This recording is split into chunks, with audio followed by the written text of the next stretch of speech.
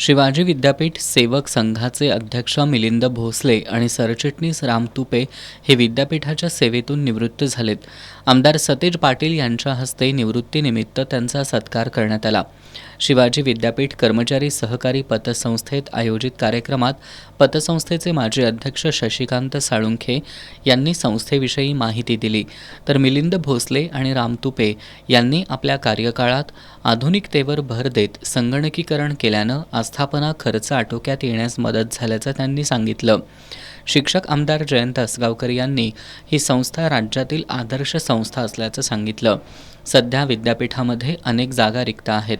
याबद्दल अनेक वेळा आवाज उठवून सुद्धा सरकार यावर काहीच निर्णय घेत नाही असं सांगून शिक्षणातील प्रश्न सुटले पाहिजेत यासाठी आपण कटिबद्ध असल्याचं त्यांनी सांगितलं. आमदार सतेज पाटील यांनी कोल्हापुरी ही संघर्षाची भूमी आहे. विद्यापीठ स्थापनेसाठी सुद्धा संघर्ष करावा लागला होता. या भूमीतून अनेक प्रश्न राज्यभर पोहोचले असल्याचं सांगितलं. मिलिंद भोसले आणि राम तुपे यांनी विद्यापीठासाठी दिलेल्या योगदानाचा गौरवपूर्ण उल्लेख करत त्यांना निवृत्तीबद्दल शुभेच्छा दिल्या.